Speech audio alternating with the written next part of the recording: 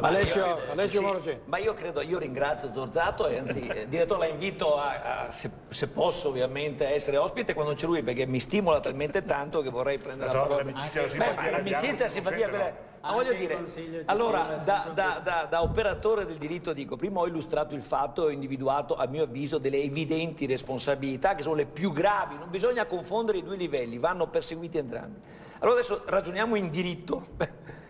Ma l'ha posto prima un telespettatore, uno dei messaggi più belli, che ha detto: oh, hanno per caso modificato l'articolo 47 della Costituzione, non una legge ordinaria, la Costituzione. E l'articolo 47 è un articolo molto facile da leggere e anche da capire. Regola sia il risparmio, parla del risparmio e dell'esercizio del credito.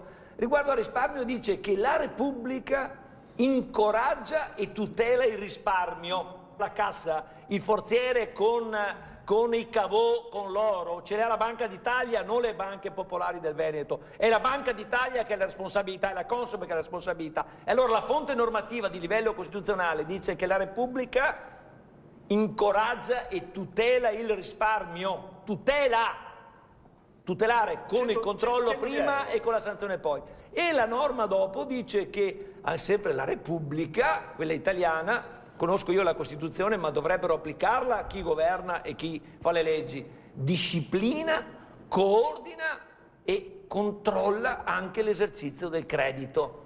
Cioè che è quello che evidentemente il misfatto è avvenuto sia nel momento in cui non si è tutelato il risparmiatore, no, primo punto, sia nel momento in cui non si è fatto il controllo, il coordinamento, la disciplina dell'esercizio del credito. Articolo 47, al telespettatore a cui faccio i complimenti, non è stato modificato, carissimo, come tutte le norme più importanti della Costituzione italiana, è stato calpestato. In Italia della Costituzione non gliene frega niente nessuno. Se non facciamo l'indipendenza, ci liberiamo da questi impostori delle istituzioni, non ne veniamo fuori.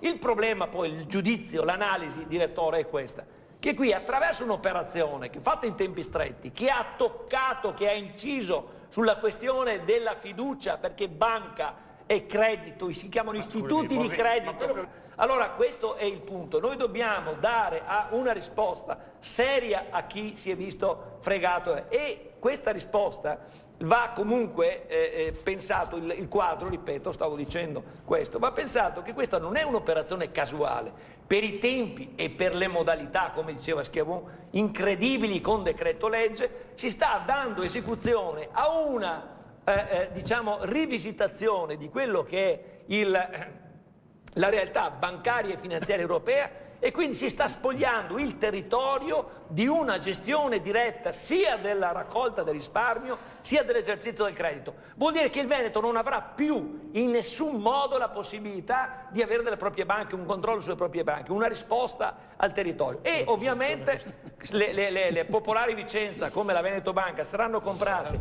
a valori stracciati delle loro azioni da grandi realtà, da grandi gruppi finanziari che ovviamente le renderanno terze queste banche rispetto alle necessità del territorio.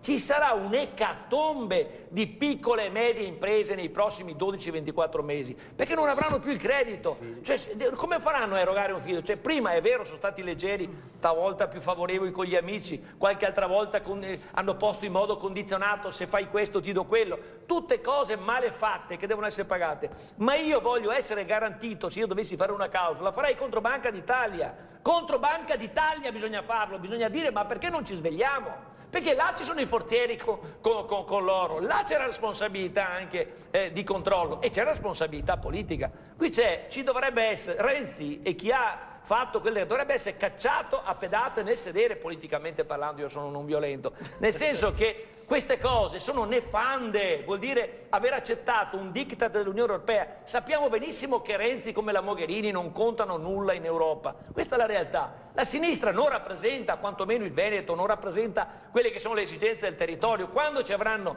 depredato anche le banche, che andavano comunque riassettate, andavano riportate entro regimi più seri, ma quelli sono i peccati minori, hanno rotto la fiducia, capito? Oltre che aver enfatizzato male condotte, mala gestione nelle banche del Veneto. Tra 2 anni avremo una caduta di un 20-30% delle piccole e medie imprese, Intanto artigiani e commercianti. I soldi li hanno già persi. Ma voi fate un consiglio regionale in una zona industriale, lo dico io al Presidente del Consiglio e anche al Presidente, andate a fare un consiglio regionale in una zona industriale o andate nei centri storici. Io abito a Noale, 20-30 negozi, quando 10 anni fa non trovavi, per avere un negozio in affitto dovevi chiedere un anno o 2 prima all'agenzia, adesso ne ha 20 a Scorzè, metà del centro storico, ogni paese prendetelo a caso, trovate, andate a Rovigo, in centro a Rovigo, ma potete andare anche a Belluno o a Padova, dappertutto, ed è la devastazione. Cosa aspettate? Senza le banche che andavano regimentate